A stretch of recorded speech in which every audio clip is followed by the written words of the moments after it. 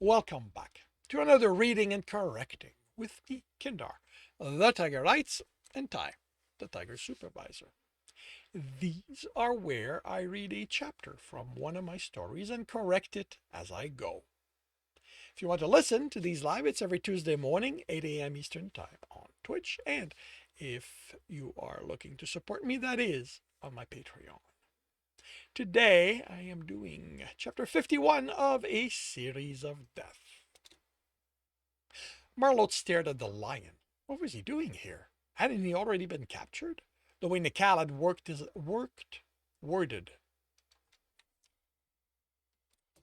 worded his message, it had seemed that Trembor was about to fall into his claws. Marlot had driven as fast as he could to get here because of it. Then the reality asserted itself. His lion was here, before him. This was his chance to say he was sorry for how he'd behaved, for giving the impression he didn't respect him as a male and as his mate. That if Gorik wasn't already dead, Marlot would stalk him and dump his broken body at Tremor's feet. He could finally convince Tremor he was going to make things right between them, starting with, "Well?" the lion demanded, voice dripping with suspicion. "I'm saving," he couldn't say your brother. He hoped the lameness of it was in his imagination. "You saving Bo?" The words were filled with sarcasm, telling Marlot that no, the lameness had been there for his lion to hear. And how do you even know he's in trouble? That he's in trouble. That he's here. Nikal. The narrow Tremor's eyes stopped him. The folding back of the ears caused Marlot to be careful in how he said what he said. It wouldn't take much to make matters worse. "Do you remember the hair?" he said, fighting to keep his voice neutral. The nod was curt. "He messaged me saying, 'Can we postpone the screaming until after we rescued your brother?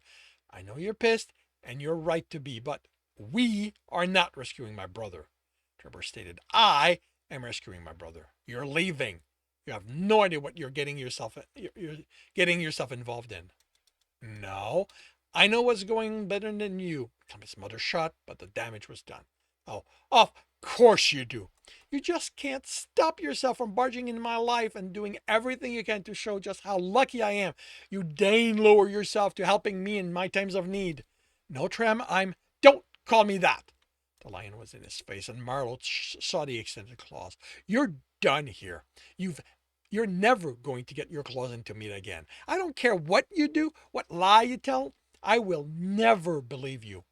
Do you really expect me to believe you give a damn about me or my family?"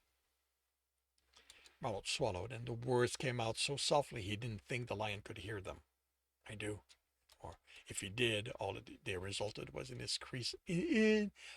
all they resulted in was increasing his suspicion. "Go home, Wolf. This doesn't involve you." "It does," he said, once he trusted himself not to cry or yell. He had to stay calm. "It's what I'm trying to tell you, Trembor. It's my fault Bo was taken. It's my fault the crazy hunter is doing everything he can to drive me to kill him, and he's using your brother to accomplish that. To pull you in, to threaten you, to drive me insane with rage." The lion stared at him, ears lifting. "You're not making any sense." Mallow chuckled lightly. "I know. Hearing me say it, I already come across as having lost every cent possible." Took a slow breath and let it out. "But I'm not going anywhere." He raised his hand as the ears folded back. "I'll follow your lead. I'm not here to tell you how to do things. I'm sorry I ever gave you that impression." The lion rolled his eyes. "Like you ever do anything other than what you want." "That's not fair." Trevor shut his muzzle and closed his eyes. He had no right to getting angry. He'd hurt his lion. He was the one who had to endure the treatment. When he opened them, the lion was still glaring at him. "Do you want me to deal with the lock?" The lion smiled and stepped away. "Go right ahead." Fighting his own suspicion about how easily Tremor agreed, Marlot stepped to the door and stared. "What's that?" he asked before he could stop himself, looking at the old-fashioned lock. "That is called a lock," Tremor replied. "I know you're too young to remember them, but old people like me grew up with them. They are what we used before those electronic contraptions you call locks came about." Marlot glared at the lion, and his smug expression didn't help. "I know what a lock is." The bastard already knew he wouldn't be able to do anything about it. "I mean, What's it doing here? Before it shut down, this company was state of the art. With a curse, Marlot stepped aside. The door cracked at the handle, and a second kick had it slamming open against the wall. This is how useful you are, Trembor said, his temper dark again. You can leave now. I'm going in with you, Trembor. It's my fault, and stop making this about you. Nothing in this fucking world revolves around you. Can't you get that through that thick skull? Through your thick skull? I'm sticking with you, he said, fighting the tears. Deserving the anger didn't make receiving it easier, he was discovering. He reminded himself that once Trembor's brother was safe and Nicole dead, the two of them would have the time to talk. He could make amends then. The lion huffed and stepped in. Marlot followed him. The door opened, and they were immediately among conveyor belts. The door opened.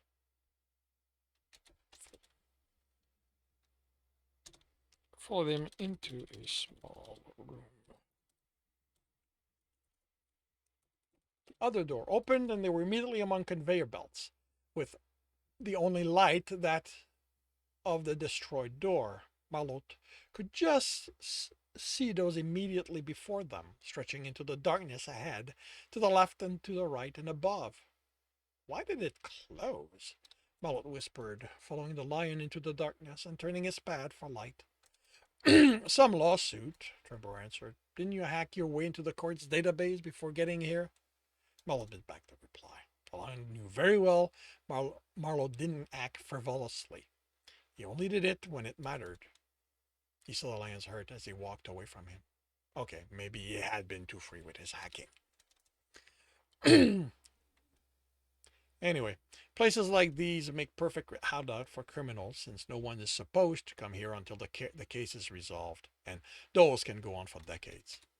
The conveyor belts gave way to open space. The grimy windows in the loading dock, in the loading door, letting in enough light to show machines at the periphery where the belts terminated. What would happen there? Packages being staged prior to be loading in the trucks?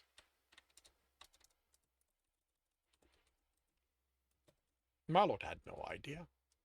Enough of the light reached empty shelves going high, vanishing to the darkness to give a sense of vastness, but what caught his attention, on the other side of where they stood, halfway to where Marlot guessed the ceiling was an office that had flickering lights on, and a form walking back and forth. Well, at least Nicole wasn't going to make this hard on him. He tapped the lion's arm, pointed, and whispered, "He's there."